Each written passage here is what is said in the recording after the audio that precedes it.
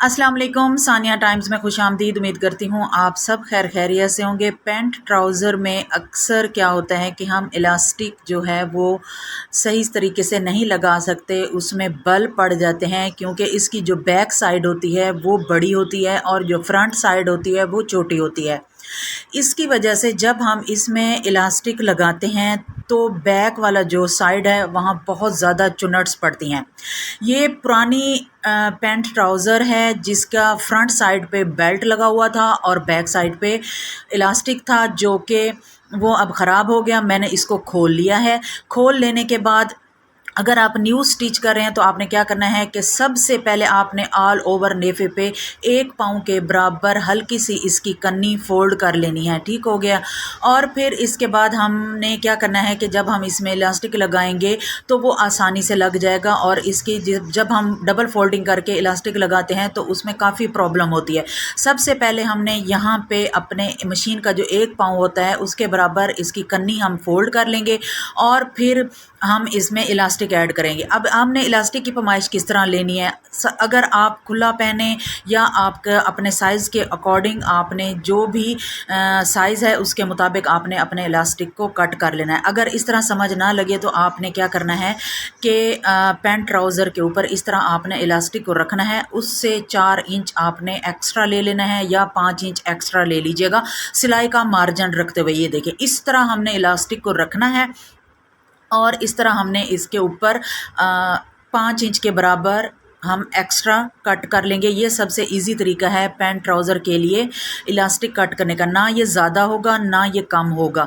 ठीक हो गया। तो सबसे पहले हमने क्या करना है, हमने यहाँ पे 1 पाँव के बराबर सिलाई लगा लेनी है।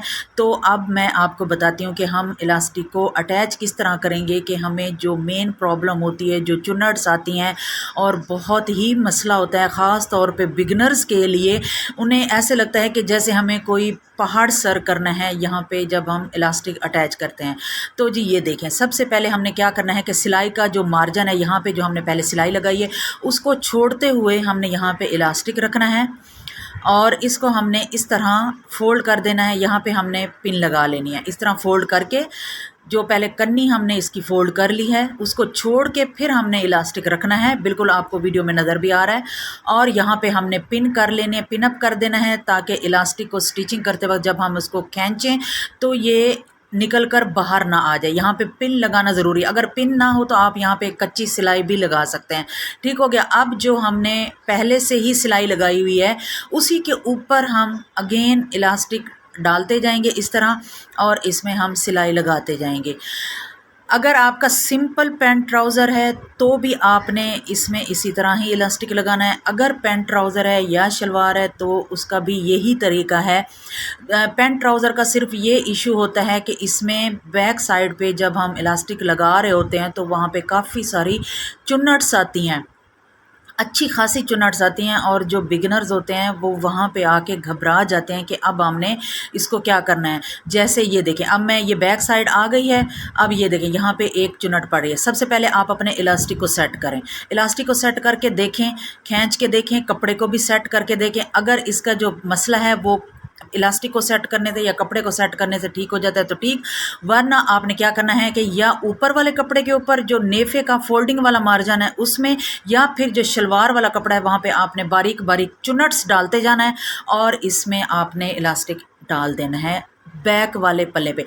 और सबसे परफेक्ट ये तरीका होगा कि आपको तब पता चलेगा जब सिलाई के ऊपर सिलाई आएगी। ये देखिए एक चुनट यहाँ पे आई है बिल्कुल छोटी सी, और ये देखें सिलाई के ऊपर मेरी सिलाई आ रही है। जो साइडों वाली सिलाई है उसके ऊपर भी सिलाई आई है और जो हमारे आसन की सिलाई है वो भी बराबर आई है। यहाँ पे भी एक चुनट पड़ रही है तो मैंने यहाँ पे भी चुनट डाल दी है।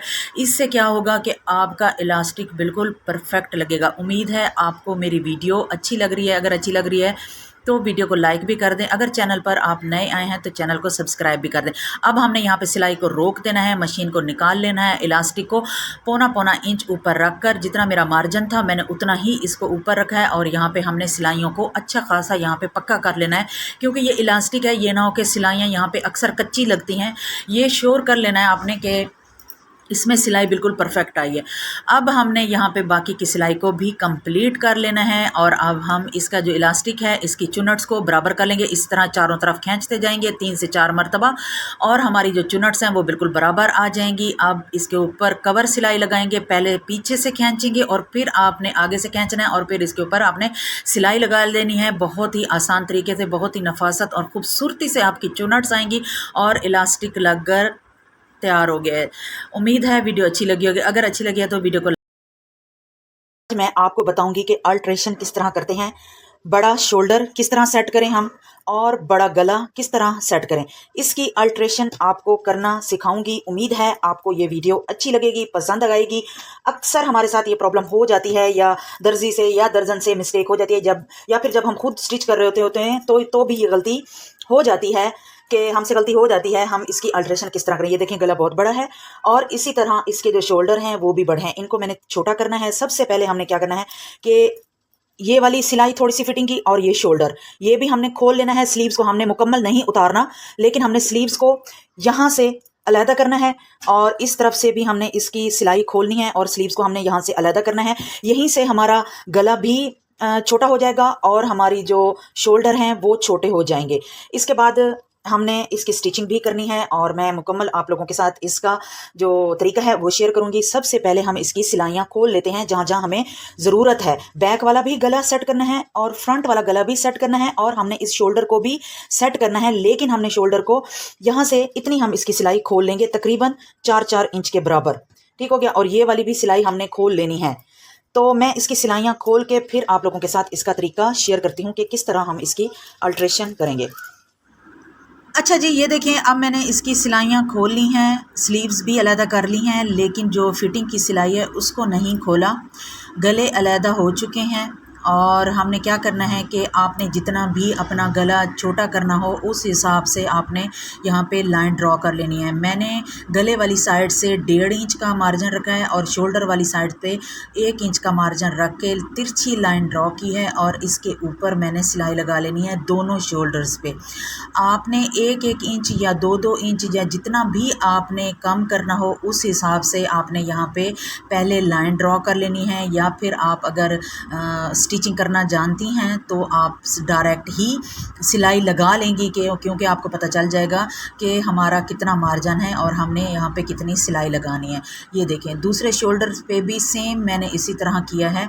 गले वाली साइड पे 1.5 इंच मैंने रखा है और शोल्डर वाली साइड पे मैंने 1 इंच रखा है। जब यहाँ पे सिलाई लग गई है, शोल्डर की पैमाइश की है, शोल्डर की पैमाइश करके उस हिसाब से फिर मैंने स्लीव्स की जो फिटिंग है वो भी मैंने कर ली है, ताकि जब मैं यहाँ पे स्लीव्स अटैच करूँ तो स्लीव्स और जो शोल्डर है वो बड़ा छोटा ना हो जाएगा। ये पुरानी शर्ट है, किसी ने पहननी नहीं है, मैं जस्ट आपको इसकी अल्ट्रेशन करना बता रही हूँ। वीडियो अगर अच्छी लग रही है तो वीडियो को लाइक कर दें। स्लीव्स अटैच हो चुकी हैं, स्लीव्स को हमने दोनों साइड से स्लीव्स को अटैच कर लेना है। अगर आप चाहें तो यहाँ पे अपनी फिटिंग को भी सेट कर सकते हैं, अपनी जो चाक और दामन है उसकी सेटिंग भी आप लोग यहीं पे कर सकते हैं। वो भी बहुत आसान तरीका है, कोई मुश्किल काम नहीं है। अगर आप बिगनर्स हैं या थोड़ा बहुत आप स्टिचिंग करना जानती हैं तो अपने घर कपड़ों की अल्ट्रेशन घर में करना सीख लें। ये बात भी अच्छी नहीं होती कि हर वक्त किसी के पास भेजें कि हमें इसको सेट कर दें। ये देखें गला लंबाई में तो कम हो गया है, 1.5 इंच उस तरफ से और 1.5 इंच इस तरफ से, तकरीबन 3 इंच गला कम हो चुका है। अब जो चौड़ाई है इसको हमने किस तरह मैनेज करना है, इसके लिए बहुत आसान है। इससे आपके गले की खूबसूरती भी बढ़ जाएगी और सूट खूबसूरत भी हो जाएगा। यहाँ पे हमने 3 या 4 इंच के बराबर एक निशान लगा लेना है और सुई और धागा लेना है और हमने कोई भी पल्स ले लेने हैं, कोई मैचिंग पल्स ले लें या कोई भी खूबसूरत कलर के ले लें जो गले पे लगे हुए अच्छे भी लगें। एक मोती आपने यहाँ पे लगाना है और एक मोती का आपने बीच में फासला देना है और इसी तरह 6 से 7 आपने मोती लगा लेने और इसका धागा खींच लेना है। धागा आपने 3 से 4 फोल्ड करके सुई में डालना है और फिर खींचना है, या साथ साथ आप खींचते जाएं या फिर आप इकट्ठे मोती लगा के फिर खींचेगा। लेकिन याद रखिएगा कि धागा टूटना नहीं चाहिए, वरना आपको दोबारा से मोती अटैच करने पड़ जाएंगे। ठीक हो गया। ये देखें इस तरह हमने इसके सारे मोती लगा लेने हैं। एक एक मोती का फासला हमने छोड़ लेना है और बाकी लगाते जाना है। ये देखें इस तरह एक एक मोती का हमने इसमें फासला रखा है और एक एक इस तरह आप अपनी टी शर्ट्स के भी गले सेट कर सकते हैं। बाज़ औक़ात टी शर्ट नई होती है, उसका गला जो है वो लूज़ हो जाता है, या आपका जो नाइट गाउन होता है, या आप जो रात को कोई टी शर्ट पहन के सोती हैं तो उसका गला भी आप इसी तरह सेट कर सकते हैं। ये देखिए, अब इसको हल्का सा हमने खींचना है और जो बीच में चुनट्स बन जाएंगी, हमारा गला भी छोटा हो जाएगा और ख़ूबसूरती भी आएगी और गला प्यारा भी लगेगा। उम्मीद है आपको मेरी वीडियो अच्छी लग रही है। अगर अच्छी लग रही है तो वीडियो को लाइक कर दें, शेयर कर दें, चैनल को सब्सक्राइब कर दें, बेल आइकन को प्रेस कर दें ताकि हर आने वाली वीडियो का नोटिफिकेशन आपको टाइम से मिल सके। अपना और अपने फैमिली मेम्बर्स का ख्याल रखें, दुआओं में याद रखें। अल्लाह हाफिज़।